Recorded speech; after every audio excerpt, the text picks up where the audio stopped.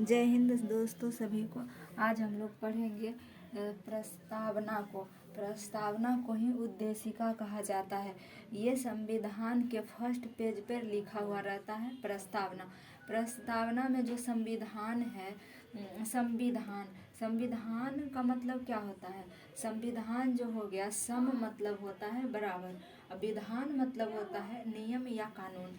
तो संविधान का मतलब हो गया, सम मतलब बराबर, विधान मतलब नियम कानून, सभी के लिए नियम कानून बराबर है, ये हमारा संविधान कहता है। तो हम लोग आज संविधान के फर्स्ट पेज पे लिखा हुआ प्रस्तावना को पढ़ते हैं। प्रस्तावना का मतलब होता है परिचय पत्र। परिचय पत्र प्रस्तावना को ही कहा जाता है। तो संविधान का परिचय कौन देता है? संविधान का परिचय प्रस्तावना देता है। प्रस्तावना को अलग अलग लोगों के द्वारा अलग अलग कथन कहा गया है। जैसे प्रस्तावना को संविधान का आत्मा किनके द्वारा कहा गया है? ठाकुर दास भार्गव जी के द्वारा।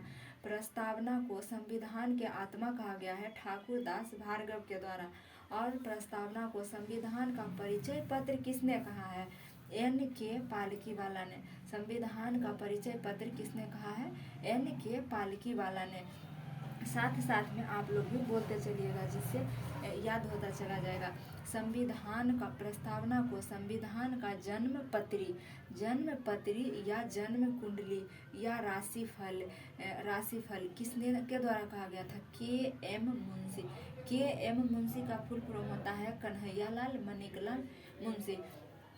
और संविधान का दीर्घकालीन विचार किनके द्वारा कहा गया? कृष्णास्वामी अय्यर के द्वारा। प्रस्तावना जो है, प्रस्तावना का मतलब क्या होता है? परिचय देना। तो संविधान का परिचय कौन देता है? प्रस्तावना देता है। और प्रस्तावना को अलग अलग लोगों के द्वारा अलग अलग बात कहा गया है। तो बताइए, आत्मा किसने कहा था? प्रस्तावना को आत्मा किनके द्वारा कहा गया था? ठाकुर दास भार्गव के द्वारा। और परिचय पत्र किनके द्वारा कहा गया था? N.K. पालकीवाला। इसको याद करने का ट्रिक यहाँ भी याद कर सकते हैं। परिचय पत्र, प से परिचय पत्र हो गया, प से पालकीवाला हो गया। तो आप अगर कंफ्यूज कर जाएंगे तो इसको आप यहाँ से ध्यान में रख सकते हैं कि संविधान का परिचय पत्र N.K. पालकीवाला के द्वारा कहा गया था। और प्रस्तावना को संविधान का जन्म पत्री या जन्म कुंडली या राशिफल, जन्म से संबंधित जो भी कहे वो सारा मानना है क्या? K.M. मुंशी जी के द्वारा। संविधान का दीर्घकालीन विचार किनके द्वारा कहा गया है? कृष्णास्वामी अय्यर के द्वारा। प्रस्तावना का, अब हम लोग ये समझते हैं कि प्रस्तावना का विचार कहाँ से लिया गया था। प्रस्तावना का विचार प्रस्तावना का विचार अमेरिका से लिया गया है। प्रस्तावना के आधार क्या है? प्रस्तावना का आधार है उद्देश्य प्रस्ताव। अब उद्देश्य प्रस्ताव का मतलब क्या होता है? इसका मतलब होता है कि हमारा संविधान कैसा होगा? समाजवादी होगा, पंथ निरपेक्ष होगा। हम अपना संविधान को ऐसा बनाएंगे, उसमें समान न्याय मिलेगा।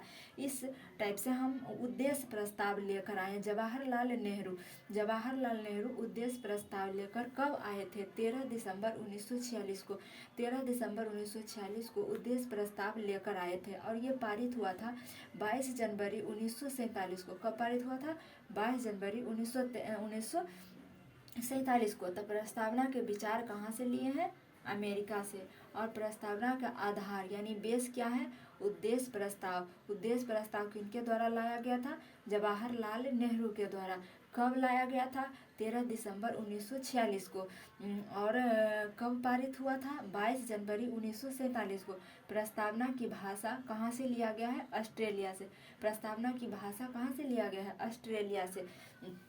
अब इसको आगे समझते हैं। प्रस्तावना का मतलब हो गया। अब हम लोग इसका डिटेल समझते हैं। तो प्रस्तावना में हम लोग उसमें क्या लिखा हुआ है? हम भारत के लोग भारत को कैसा बनाना चाहते हैं? एक संप्रभु राष्ट्र बनाना चाहते हैं, समाजवादी बनाना चाहते हैं, पंथ निरपेक्ष यानी पंथ निरपेक्ष का मतलब ये सारे को मतलब एक एक करके अलग से समझेंगे, लेकिन अभी सिर्फ इसका ये जो प्रस्तावना का बेस है उसी को सिर्फ देखते हैं। उसके बाद फिर एक एक टॉपिक को लेकर समझेंगे कि संप्रभु क्या होता है, संप्रभु का मतलब क्या होता है, समाजवादी का मतलब क्या होता है, पंथ निरपेक्ष का मतलब क्या होता है और लोकतांत्रिक, ये सभी को समझेंगे। तो हम लोग कैसा संविधान बनाएंगे जिसमें हम भारत के लोग भारत को कैसा राष्ट्र बनाएंगे, संप्रभु राष्ट्र बनाएंगे, समाजवादी बनाएंगे और पंथ निरपेक्ष बनाएंगे और लोकतांत्रिक और गणराज्य। इससे क्वेश्चन पूछता है, इसको अरेंज करने के लिए दे देता है। जैसे संप्रभु के बाद कौन सा होगा समाजवादी, समाजवादी के बाद कौन सा होगा पंथ निरपेक्ष, इस तरह से इसको अरेंज करने के लिए देता है। तो आप इसको समझ जाइएगा, उसके बाद याद वहाँ से याद ऑटोमेटिक हो जाएगा। जब समझने के बाद उसको एक सीक्वेंस सरियाने के बाद याद हो जाता है। तो चलिए, इसमें प्रस्तावना में ये प्रकृति है, प्रस्तावना की प्रकृति है और ये न्याय है। प्रस्तावना में 3 प्रकार के न्याय है। प्रस्तावना में कितने प्रकार के न्याय है? 3 प्रकार के न्याय है, सामाजिक न्याय, आर्थिक न्याय और राजनैतिक न्याय। न्याय 3 प्रकार के हैं और प्रस्तावना में जो है स्वतंत्रता 5 प्रकार के है। 5 प्रकार के स्वतंत्रता है। पहला, विचार की स्वतंत्रता, अभिव्यक्ति की स्वतंत्रता, विश्वास की स्वतंत्रता, धर्म की स्वतंत्रता और उपासना की स्वतंत्रता। आपको आपके मन में कोई भी विचार आए, आप उसके लिए स्वतंत्र हैं।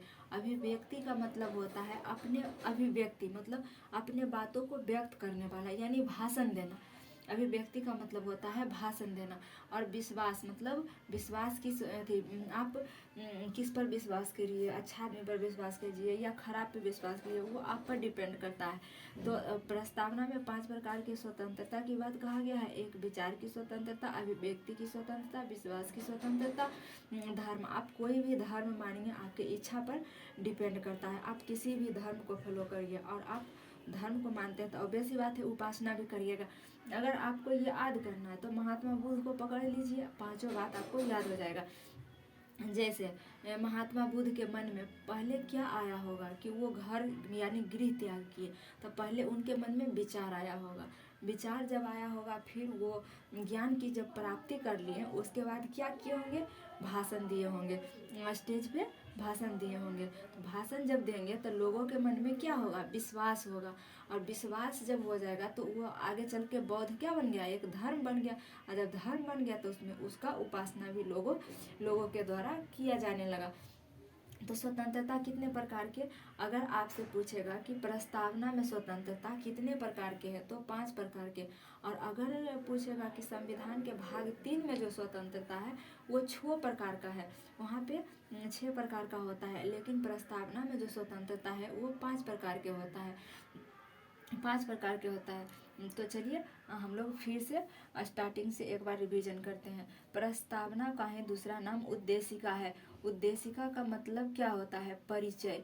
इसका मतलब होता है परिचय, जो संविधान का परिचय देता है उसी को प्रस्तावना कहा जाता है। संविधान का मतलब होता है सम मतलब बराबर, विधान मतलब नियम कानून, सभी के लिए कानून बराबर होता है, ये हमारा संविधान कहता है। प्रस्तावना को संविधान का आत्मा किसने कहा था? ठाकुर दास भार्गव ने।